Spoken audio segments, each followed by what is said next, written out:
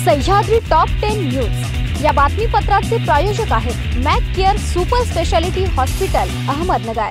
सुवर्ण संधी सुवर्ण संधी सुवर्ण संधी युवा नेते विवेक भैया कोल्हे यांच्या संकल्पनेतून संजीवनी युवा प्रतिष्ठान आयोजित संजीवनी नोकरी महोत्सव 2024 दिनांक 5 ऑक्टोबर 2024 सकाळी 9 ते संध्याकाळी 5 पर्यंत। ठिकाण श्री जनार्दन स्वामी आश्रम भक्त निवास कोपरगाव। 100हून अधिक कंपन्या 10,000हून अधिक रोजगार। या संधीचा हजारो युवक युवतींनी लाभ घ्यावा। बेरोजगारी हटाऊ कोपरगाव घडवू।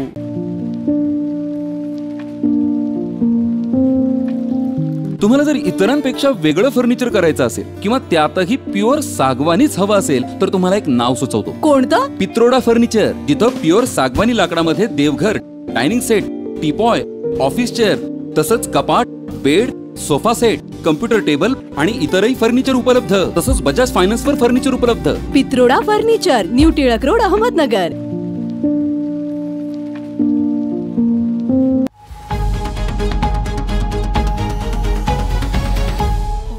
प्रेक्षको नमस्कार, मी मानसी। पाहूयात अहमदनगर जिल्ह्यातील महत्त्वपूर्ण बातम्यांचा आढावा सह्याद्री टॉप 10 न्यूज मध्ये।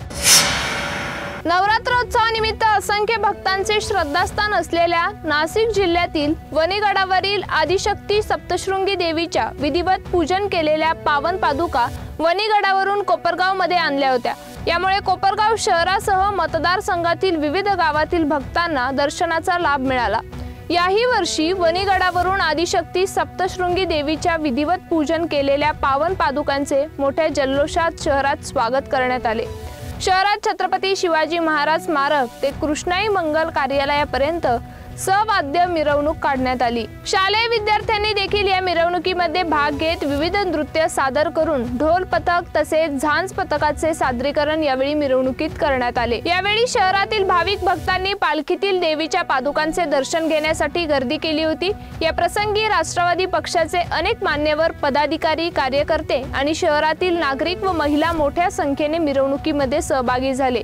सदरची मिरवणूक ही वाजत गाजत कृष्णाई मंगल कार्यालयापर्यंत नेण्यात आली होती। सप्तशृंगी गडावरच्या देवीच्या पादुका यांचं विधिवत पूजा करून याचं आगमन कोपरगाव शहरामध्ये झालेलं आहे। या निमित्ताने आयोजित मिरवणुकीमध्ये सर्व शाळा आणि हिंदुवाडा तरुण मंडळ, मुंबादेवी तरुण मंडळ हे सर्व सहभागी झालेले होते। याची सांगता कृष्णाई मंगल कार्यालय या ठिकाणी होऊन आज देवीच्या मूर्तीची स्थापना झालेली आहे। तसेच आता 10 दिवस विविध कार्यक्रम या निमित्ताने होणार आहे। मी सर्व माझ्या माता भगिनी यांना विनंती करतो, आपण सर्व कार्यक्रमामध्ये सहभागी व्हावं। तसेच 6 तारखेला आपल्या सर्वांना कल्पना आहे, आपण दांडिया नाईटचा प्रोग्राम डॉक्टर आंबेडकर मैदान या ठिकाणी होणार आहे। त्या निमित्ताने प्रसिद्ध गायक संजू राठोड, गुलाबी साडी यांचाही देखील त्या ठिकाणी त्या कार्यक्रमासाठी हजेरी लागणार आहे आणि परफॉर्मन्सही होणार आहे। आपण सर्वांनी त्या कार्यक्रमासाठी उपस्थित राहावं ही विनंती या निमित्ताने करतो।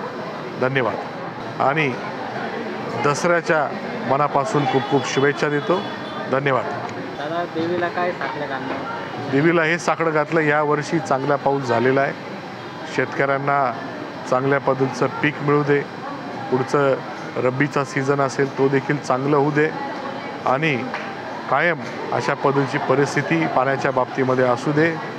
तसेच जे काही कामं या 5 वर्षामध्ये मी मंजूर करून आणलेले याचा विचार करता सर्व नागरिकांना माझी विनंती आहे की आपण सर्वांनी मला पुन्हा एकदा आपली सेवा करण्याची संधी उपलब्ध करून द्यावी आणि हेच साकडं या निमित्ताने देवीला घातलेलं आहे। कोपरगाव तालुका व्यापारी संघ, कोपरगाव तालुका किराणा मर्चंट असोसिएशन आयोजित भव्य ग्राहक सन्मान योजना 2024 घोषित करण्यात आली आहे। ऑनलाईन खरेदीमध्ये आपली होणारी लूट व फसवणूक टाळण्यासाठी आपली खरेदी आपल्या कोपरगावात अशी संकल्पना राबवण्यात आली आहे। ऑनलाईन खरेदी टाळून स्थानिक बाजारपेठ फुलावी यासाठी या योजनेचा शुभारंभ आज करण्यात आला असून संजीवनी स्वयंसहाय्यता महिला बचत गटाच्या अध्यक्षा सौ रेणुकाताई विवेक भैया कोल्हे या उपस्थित राहिल्या। या उपक्रमामध्ये संजीवनी उद्योग समूह सहप्रायोजक आहे। यावेळी बोलताना रेणुकाताई कोल्हे म्हणाल्या, ऑनलाईन खरेदी करण्यासाठी ग्राहक वळू नये यासाठी आपल्याच बाजारपेठेत अनेक पर्यायी वस्तू उपलब्ध करून विक्री झाल्यास ऑनलाईन खरेदी करताना होणारी फसवणूक देखील टाळता येऊ शकते। संजीवनी उद्योग समूह आणि कोल्हे कुटुंब नेहमीच स्थानिक बाजारपेठ गतिमान करण्यासाठी प्रयत्नशील आहे। व्यापारी महासंघ आणि किराणा असोसिएशन यांनी पुढाकार घेतला असून हा उपक्रम निश्चितच चांगला आहे।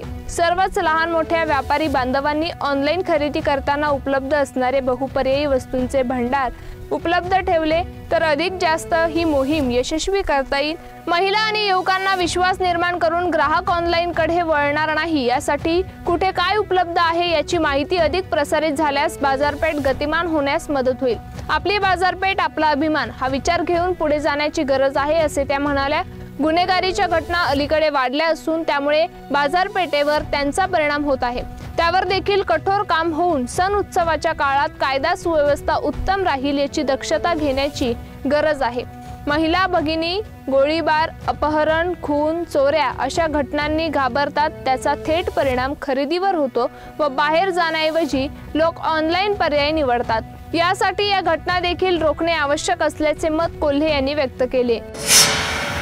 गेली 4 दिवसात शिरूर, जवळा, निघोज ते देवी भोयरे या परिसरात दुचाकी आणि 4 चाकी वाहनांचे अपघात झाले आहे। अपघाताला या रस्त्यावरील पडलेले खड्डे कारणीभूत आहे।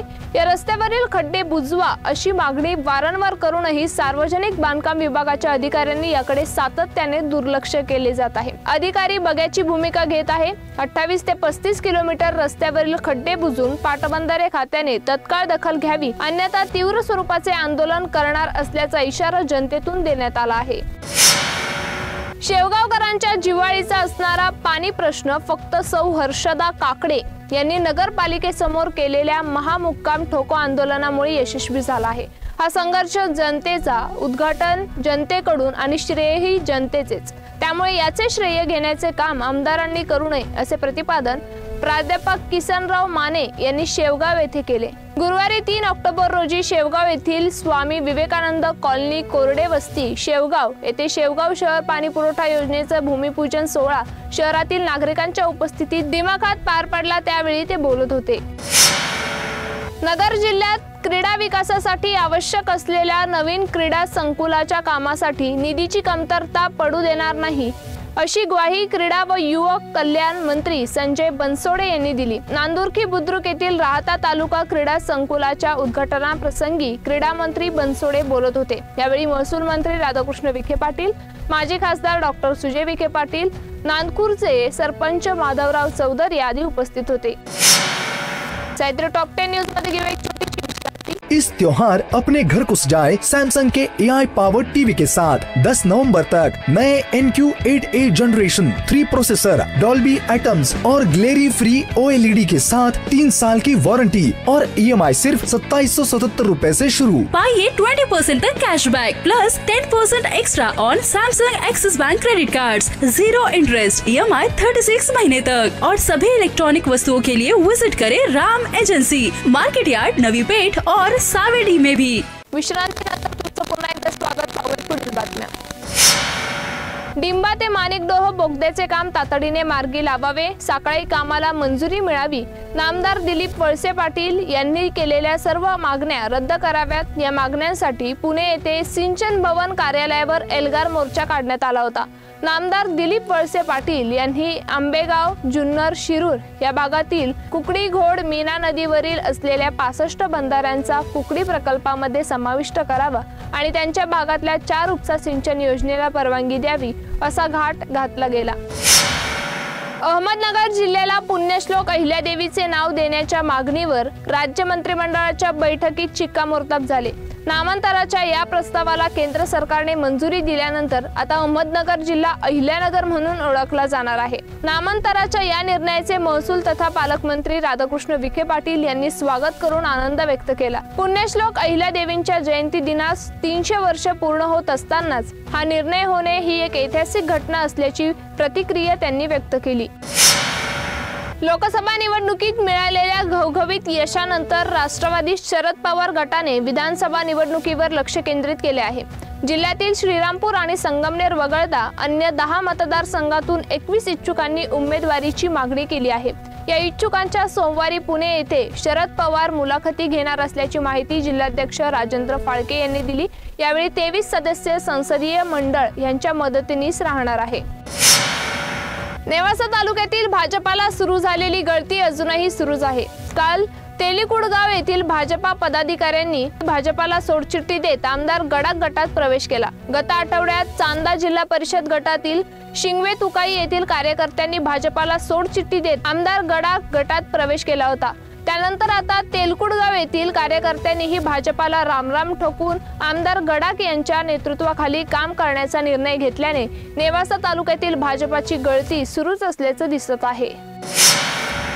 आगामी विधानसभा सार्वत्रिक निवडणुकीत अधिकाऱ्यांनी परस्पर समन्वय राखत आपली जबाबदारी चोखपणे पार पाडण्याचे निर्देश जिल्हाधिकारी सिद्धाराम सालीमठ यांनी दिले। जिल्ह्यातील प्रत्येक विधानसभा मतदारसंघामध्ये तयार करण्यात आलेल्या स्ट्रॉंग रूमची निवडणूक निर्णय अधिकारी व पोलीस अधिकाऱ्यांनी संयुक्तरित्या पाहणी करावी। स्ट्रॉंग रूमच्या ठिकाणी त्रिस्तरीय सुरक्षा व्यवस्था ठेवण्यात यावी। मतदार यंत्र वाटप आणि स्वीकृतीच्या ठिकाणी चोख पोलीस बंदोबस्त ठेवण्याबरोबरच आवश्यक त्या सर्व उपाययोजना करण्याचे निर्देशही जिल्हाधिकारी सिद्धाराम सालीमठ यांनी दिले। सह्याद्री टॉप 10 न्यूज मध्ये इथेच थांबतोय, मात्र तुम्ही पाहत राहा news 24 Sahyadri. Sahyadri top 10 news या बातमीपत्राचे प्रायोजक होते Mac care super speciality hospital Ahmednagar. शब्दांचं सामर्थ्य, विश्वसनीयतेची उंची, न्यूज 24 सह्याद्री।